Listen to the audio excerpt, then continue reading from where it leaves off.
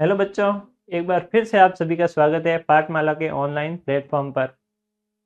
अभी तक हम अपना सीखो अध्याय पूरी तरीके से समझ चुके थे और इसके अभ्यास प्रश्न भी हमने कर लिए थे। आओ बात करें और सोचो और लिखो। ठीक है, अब अभ्यास कार्य में हमको दे रखे हैं कविता से आगे हमको क्या क्या गतिविधि दे रखी है करने को, और भाषा की बात जो कि हमारी व्याकरण होने वाली है उसको समझेंगे और पढ़ेंगे, जो कि ये हमारा भाग 6 है उसमें। ठीक है, अभी तक हमने भाग 5 कर लिए थे। ये भाग जो 6 होने वाला है वो हमारा अध्याय का आखिरी भाग होने वाला है। इसके बाद हमारा अध्याय पूर्ण रूप से समाप्त हो जाएगा। ठीक है, शुरू करते हैं फिर और समझते हैं भाषा की बात और कविता से आगे का। ठीक है, शुरू करते हैं फिर। अगला क्या है?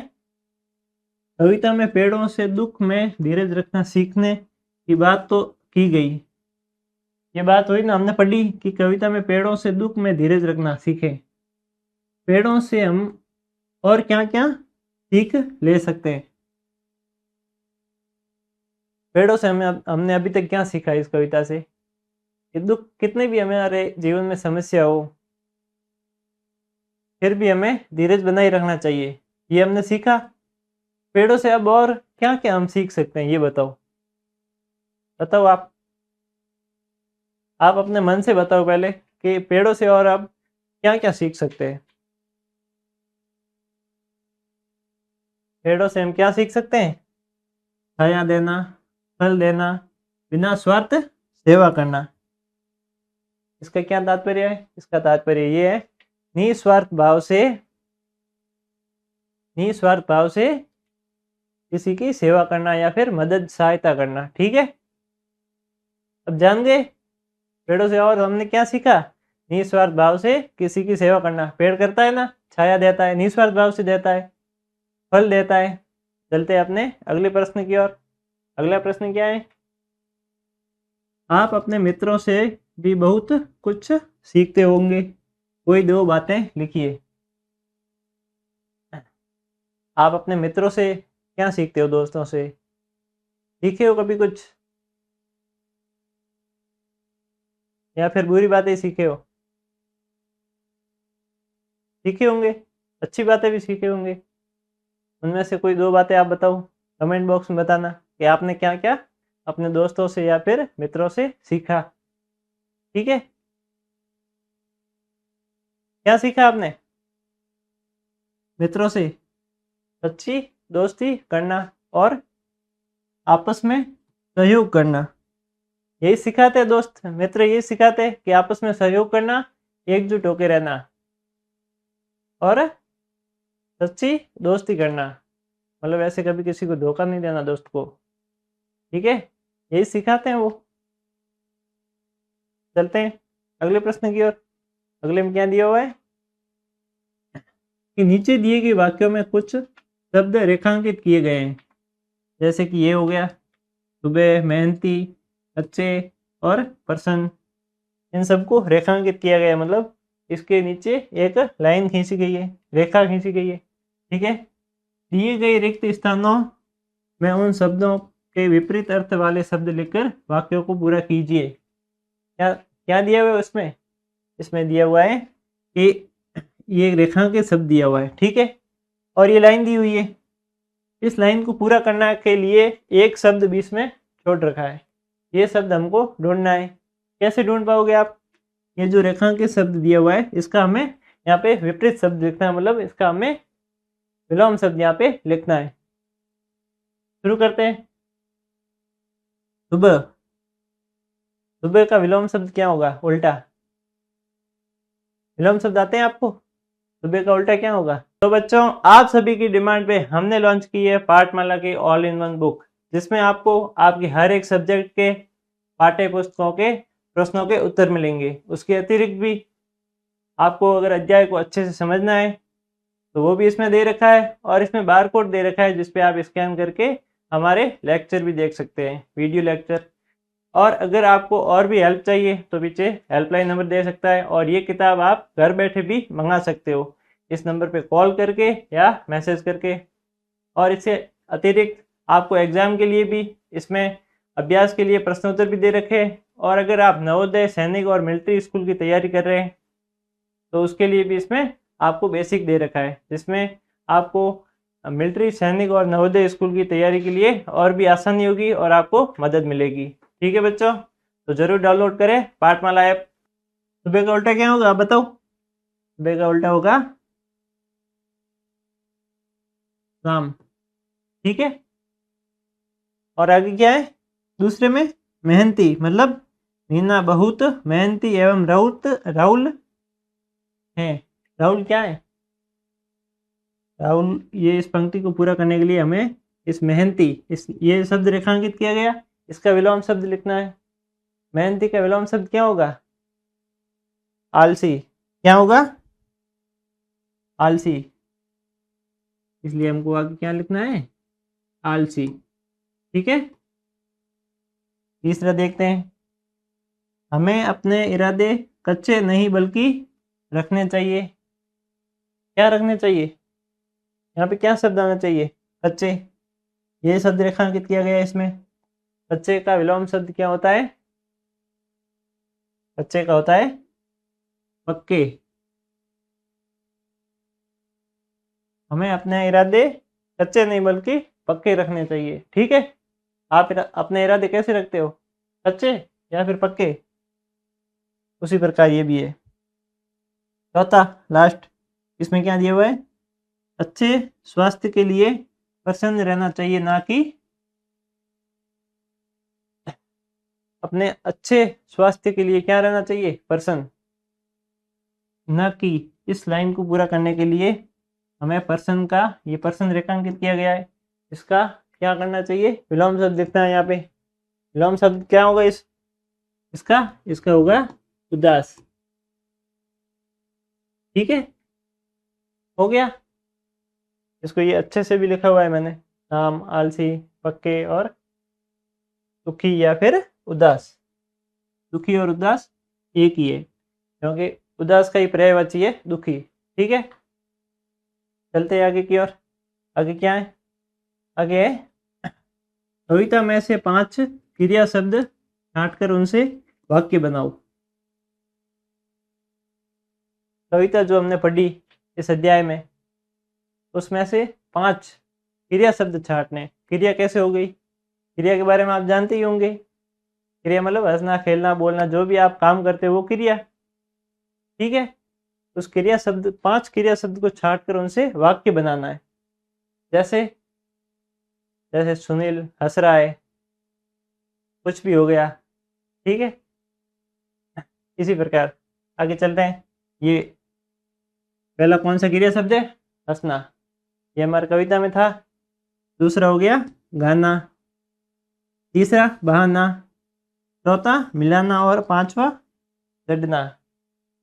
ये शब्द क्रिया से, ये सभी क्रियाएं हैं जो हमारी कविता में दी हुई थी, हमने पढ़ी भी थी, और इनसे ये वाक्य बने हुए हैं। जैसे बच्चे फूल देकर हंसे। हंसते हो ना आप फूल देकर, या फिर फूल देकर हंसते हो, या देखकर, वो जो भी है। ठीक है, गाना मतलब बोरा मधुर गा रहा है। कौन गा रहा है? बोरा मधुर गा रहा है। मधुर गाता है वो मुझे ज़्यादा मधुर नहीं लगता, आपको मालूम नहीं। बहाना मतलब हवा कोमल भाव बहा रही है। हवा कोमल, कोमल कौन है? कोमल मतलब मुलायम, ना कि कोई लड़के का नाम है। ठीक है, ये इसका वाक्य हो गया। अब है मिलाना, ये भी एक क्रिया है। ये सारी क्रियाओं का ये वाक्य है। इसका वाक्य क्या है? दूध और पानी मिल गए। दूध और पानी आपस में मिले ना कविता में, क्या सिखाया उन्होंने? कैसे हमें मिलजुल कर रहना चाहिए। ठीक है, 5वीं क्रिया क्या है? चढ़ना। इसमें क्या है? धुआं ऊपर चढ़ रहा है। ठीक है, इनके वाक्य भी हो गए, ये सारी क्रियाएं भी हो गई। अब आगे की ओर देखें।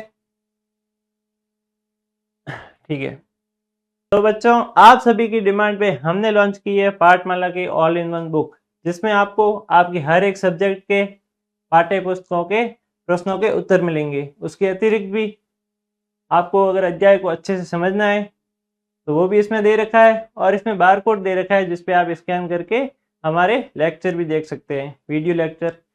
और अगर आपको और भी हेल्प चाहिए तो पीछे हेल्पलाइन नंबर दे सकता है, और ये किताब आप घर बैठे भी मंगा सकते हो इस नंबर पे कॉल करके या मैसेज करके। और इससे अतिरिक्त आपको एग्ज़ाम के लिए भी इसमें अभ्यास के लिए प्रश्नोत्तर भी दे रखे हैं। और अगर आप नवोदय, सैनिक और मिलिट्री स्कूल की तैयारी कर रहे हैं तो उसके लिए भी इसमें आपको बेसिक दे रखा है, जिसमें आपको मिलिट्री, सैनिक और नवोदय स्कूल की तैयारी के लिए और भी आसानी होगी और आपको मदद मिलेगी। ठीक है बच्चों, तो ज़रूर डाउनलोड करें पाठमाला ऐप। आगे क्या है, शब्दों के वर्णों को आपस में बदल कर उनके अर्थ का पता लगाइए। ये शब्द है, इनके वर्णों को बदलना है, मतलब ये लता का ताल हो गया, ऐसे उल्टा पुल्टा करना है, और इनका अर्थ भी लिखना है इनका। जैसे ये लता हो गया, लता का मतलब मैंने आपको बताया था बेल। अब इसका ये जो शब्द, तो इनमें से ये वर्ण तो सेम लिए हुए हैं, लेकिन ये शब्द दूसरा हो गया, ऐसे उल्टा कर दिया इनको। तो अब ऐसे उल्टा करके इनका अर्थ भी बताना है आपको वापस। कैसे बताओगे आप?